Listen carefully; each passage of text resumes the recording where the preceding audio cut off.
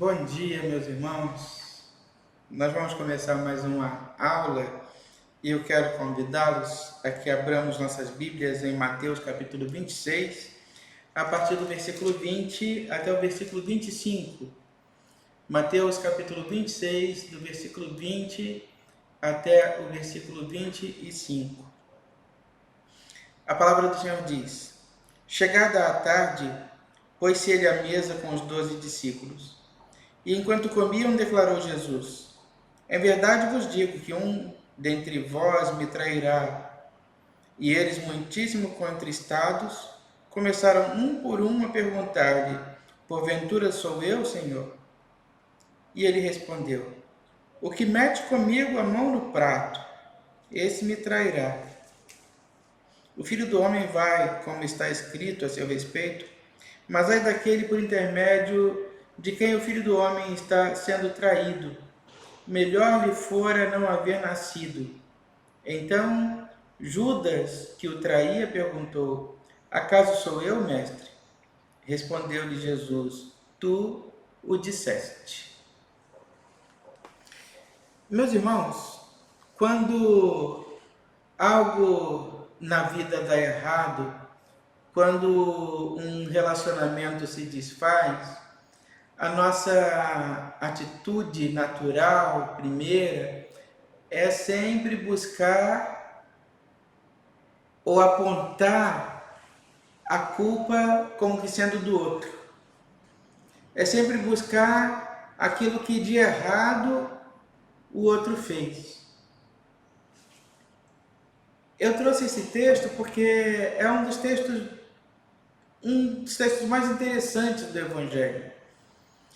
Jesus apresenta aos seus discípulos, no relacionamento de amizade, de amor, de cumplicidade que eles tinham, um problema. E ali, a atitude natural de todos os discípulos, ao invés de olhar para o lado, de cochichar, de apontar para o outro, de buscar os defeitos do outro, cada um olhou para dentro de si, analisou o seu comportamento, as suas atitudes, as suas escolhas, e começou um por um a se perguntar e a perguntar ao Senhor: serei eu, Senhor? O culpado sou eu? Ao invés de projetar no outro a culpa, eles chamam para si a responsabilidade de terem sido os culpados. É interessante perceber que muitas vezes isso acontece, o que acontece no casamento é que aquele casal apaixonado, louco de amor, quando num determinado momento da vida percebe que já não consegue mais viver a vida comum, procura e encontra uma infinidade de defeitos no outro. Procura e encontra culpa no outro. Meus irmãos, ninguém deixa de amar e passa a odiar de um dia para o outro. Ninguém que ame hoje odeia amanhã. Os sentimentos não são tão intensos assim. Um desafio que nós devemos fazer todos os dias, aí uma sugestão minha, é olhar para o outro e buscar identificar quais são os defeitos, quais são os problemas, quais são os comportamentos inconvenientes que nos incomodam no comportamento do outro, na vida do outro, e que podem vir a gerar uma situação de desconforto tal que nos leve a acabar com o nosso casamento. O que o outro faz de tão grave que pode nos entristecer, nos aborrecer ou a nos levar ao fim do nosso casamento? Se hoje o seu casamento acabasse, por que razões seria? O que você identifica, é capaz de identificar no outro que te aborrece e que te levaria, quem sabe, a desistir de viver junto com ele? Pare para pensar. Simplificando, vamos pensar assim: quais são os defeitos? Faça uma lista de defeitos que o seu marido ou que a sua esposa tem. E analise o quanto isso te afeta. O quanto isso te aborrece, o quanto isso te entristece, o quanto isso te faz mal. E por outro lado, ao contrário de fazer aí uma lista de qualidades, de olhar para ele ou para ela e buscar as qualidades que ele tem ou que ela tem, faça uma segunda lista,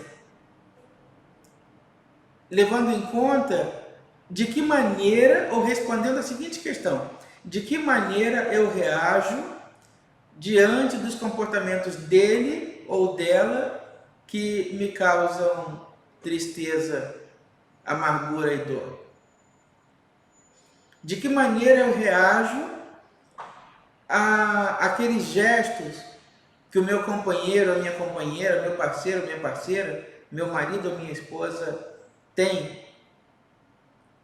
De que maneira eu reajo a esses comportamentos que me fazem mal? E passe a avaliar se justifica, ao invés de sentar e conversar sobre isso, se justifica você ter essa atitude. Pare para pensar também o que você faz para resolver esse problema, para corrigir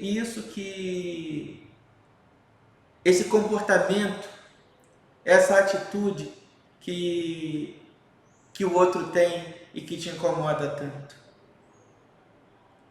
É chamar para si a responsabilidade de fazer assim, de agir assim como agiram os discípulos de Jesus. Serei eu, Senhor. Ao invés de apontar para o outro e projetar no outro, olhar para dentro de nós: serei eu? O que eu posso mudar? E eu afirmo que a melhor atitude não é fingir que nada acontece, a melhor atitude não é se comportar como se nada de mal estivesse acontecendo, se estivesse tudo normal, porque nós não vamos conseguir sustentar essa mentira por muito tempo. É preciso saber conversar e saber falar sobre aquelas coisas que nos fazem mal, que nos causam dor e tristeza. Mas como eu reajo a esse comportamento? Serei eu, Senhor?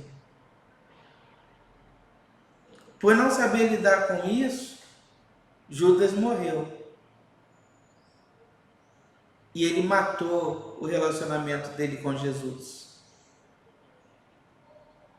Por não saber lidar, Judas sabia muito bem o que ele iria fazer.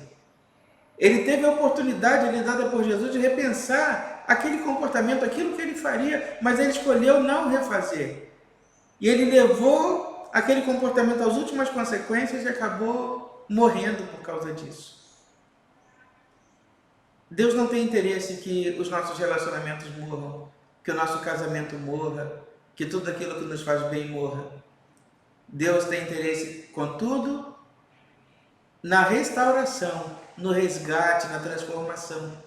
Mas para que isso tudo aconteça, é preciso uma reavaliação constante. Eu te convido nessa tarde a reavaliar todos os dias.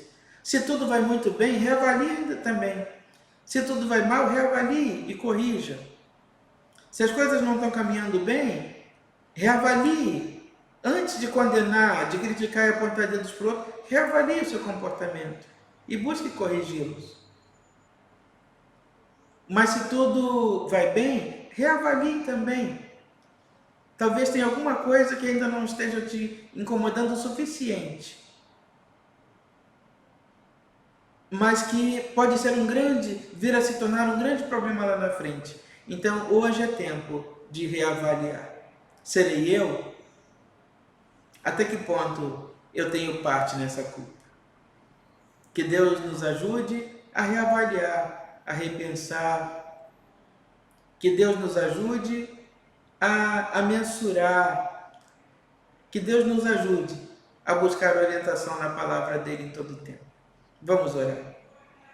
Ó Deus, por esta família, por este casal, por este lar que se faz, eu rogo a tua bênção, para que, Senhor Deus, de maneira individual, cada um possa reavaliar sua atitude, seu comportamento, seu gesto, e assim, ó Deus, fazer escolhas que te agradam e que sustentem, Santo Deus, o relacionamento comum. Ouve-nos, ó Deus, e atende-nos, guarda-nos. Nós te oramos nesta hora, em nome de Jesus. Amém. Foram palavras proféticas de Isaías. O povo que andava em trevas viu grande luz, e aos que viviam na região da sombra da morte, resplandeceu-lhes a luz. Porque tu quebraste o jugo que pesava sobre eles, a vara que lhes feria os ombros e o cetro do seu opressor. Porque um menino nos nasceu, um filho se nos deu, o governo está sobre os seus ombros, e o seu nome será maravilhoso, Conselheiro, Deus forte, Pai da eternidade, Príncipe da paz. O nascimento de Jesus traz à terra luz, libertação e esperança. O Deus majestoso se aproximou de nós. Jesus é Emmanuel, Deus conosco. Ele nos libertou de todo o mal. Nele temos salvação eterna. Vamos adorá-lo e glorificá-lo. Cristo nasceu. Louvemos a Deus.